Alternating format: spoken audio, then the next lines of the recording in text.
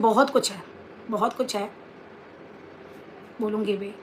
But एक बात मैं ज़रूर बोलती हूँ कि अभी भी आप दोनों पक्ष की बात सुनो। किसी एक के कहने से एक को ख़त्म मत करो। मैं किसी का साथ नहीं दे रही हूँ, मैं किसी का भी साथ नहीं दे रही हूँ। मेरी जो साथ है, मतलब मेरी जो वो क्या बोलते हैं उसको, सहानुभूति है, वो मनीषा के साथ है, बिल्कुल है और रहेगी भी, है ना। ये दौर सबसे भारी मनीषा पे है। एज ए वाइफ मैं ये फील कर सकती हूँ, ये पेन, है ना।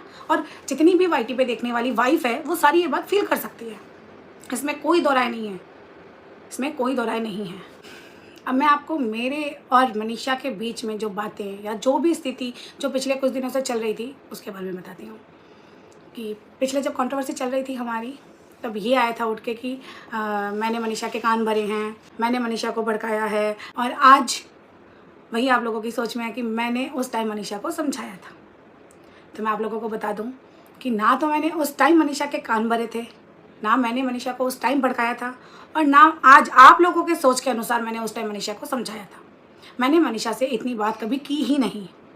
मेरी मनीषा से वाया फ़ोन कॉल अभी कल हुई है, यस्टरडे हुई है। उससे पहले मेरे मनीषा से कभी लाइफ टाइम में कभी बात नहीं हुई। जब उसके घर या मेरे घर के अगस्त में कोई फंक्शन था उस दौरान कोई एक आध बार हुआ है तो हुआ है, अदरवाइज़ कभी मेरी मनीषा से फ़ोन पे बात नहीं हुई। और मनीषा ने जो मुझे बोला वो मेरे घर पे जब आए थे, ये तब की बात है, 25 जुलाई को। आप देखना, नेहा, सचिन, मनीषा, मैं पर्टिकुलर तीनों का नाम लेके ही बता रही हूँ, है ना। ये तीनों मेरे घर रुकने आए थे। पहले नेहा आई थी, फिर सचिन, मनीषा आए थे। उस दौरान मैं आपको फिर बता रही हूँ, मैंने मनीषा को कभी उसका कुछ नहीं बोला। जो भी बोला गया वो मनीषा ने मुझे बोला, ये क्लियर कट बता रही हूँ, क्योंकि उस दौरान आपने तो मुझे बोलने नहीं दिया। बट आज मैं आपको एक एक बात का धीरे धीरे, हर आपके जितने भी मेरे पे क्वेश्चन मार्क लगाए गए थे, मैं हर बात का क्लियर करूँगी मेरी तरफ से। मैं सिर्फ मेरा जो मेरे साथ बीती है, जो मुझ पर एलिगेशन लगाए गए हैं, उन चीज़ों का क्लियर तो देखो करना ही है मुझे आप लोगों के सामने। तो मनीषा का ना तो मैंने कभी उसको कुछ करा और ना ही मैंने उससे बात करी। जिस दौरान मनीषा मेरे घर आई थी, उस दौरान मनीषा ने मुझे मेरे घर के मंदिर में ले जाके मुझे एक बात बोली, और जो लाइन उसने मुझे बोली थी मैं as it same to same line आपको सुना रही हूँ। मनीषा ने मुझे बोला था हाथ पकड़ के मेरा कि दीदी मुझे नहीं पसंद है नेहा दीदी मेरे हस्बैंड से बात करे, या मेरा हस्बैंड नेहा दीदी से बात करे, तो प्लीज़ आप नेहा दीदी को बोलो कि मेरे हस्बैंड से दूर रहे।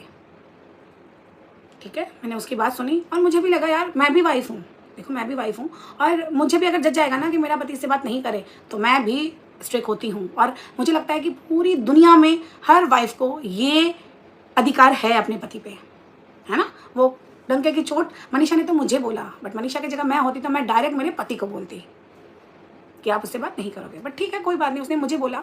मेरा फ़र्ज़ ये बनता था कि मैं, नेहा मेरी बहुत ज़्यादा क्लोज वन फ्रेंड है थी, तो मैंने कुछ नहीं करा, कोई घुमा फिरा के कुछ नहीं बोला। मैंने नेहा को मेरे रूम में लेके गई, रूम लॉक किया, वॉशरूम में जाके फिर उसको मैंने ये बातें बताई पूरी कि देख नेहा, मनीषा तेरे बारे में ये सोच रही है, और मुझे लगता है कि अगर कोई वाइफ को प्रॉब्लम हो रही है, चाहे वो भाई बहन का भी रिश्ता हो, तो तुम्हें थोड़ी सी दूरी बना लेनी चाहिए, गैप बना लेना चाहिए। मैंने बिना कोई बात घुमाए ये बात डायरेक्ट नेहा तक पहुंचा दी थी। तो एज ए फ्रेंड के नाते मैंने ये बात बताई नेहा को। और उस दिन ना मुझे बहुत तेज़ फीवर था, बहुत ज़्यादा तेज़। तो मैंने गोली लेके, ये करीबन बात है 7:30 से लेके 10:30 बजे तक की। और एक बात, ये जो मनीषा ने मुझे जो बात बताई है, ये सिंगल मैंने नेहा को नहीं, और भी 3 लोग हैं उनको भी पता थी।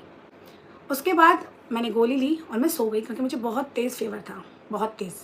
और वैसे भी मैं थोड़ी गुस्सेल हूँ, जैसे कि आप सबको ही पता था, पता है ही। अब तो चलो आप लोगों ने सब कुछ ही उतार दिया मतलब मेरा गुस्सा ठंडा कर दिया आप लोगों ने उसके बाद जब मैं रात को 3:30-4 बजे उठी, तब मैंने क्या देखा, मैंने देखा नेहा, सचिन, मनीषा, तीनों लोग एक ही थाली में खाना खा रहे हैं। तीनों, ध्यान से सुनना, तीनों, नेहा, सचिन, मनीषा, ये तीनों एक ही थाली में खाना खा रहे हैं। उनके जोक्स भी चल रहे हैं, उनकी हंसी मजाक भी चल रही है, और खिलखिला भी रहे हैं। मतलब ऐसा लगा था कुछ हुआ ही नहीं। तो उन्होंने मुझे भी बुलाया था, आओ दीदी खाना खाओ। मनीषा ने मुझे भी बुलाया था कि आओ दीदी खाना खाओ, पर मैंने बोला नहीं, मुझे भूख नहीं है। और मेरा साथ क्या होता है कि मेरा फेस बता देता है मेरा फेस एक्सप्रेशन बता देता है कि मेरा मूड क्या है। मुझे ये देख के कुछ अच्छा नहीं लगा, क्योंकि रात को जो मेरे साथ बात हुई, जो मुझे बताया गया और मैंने जो बताया, और सुबह सुबह जब मैं उठी तब ये सारी बात, उन तीनों को एक ही थाली में खाता देख मुझे बहुत अजीब लगा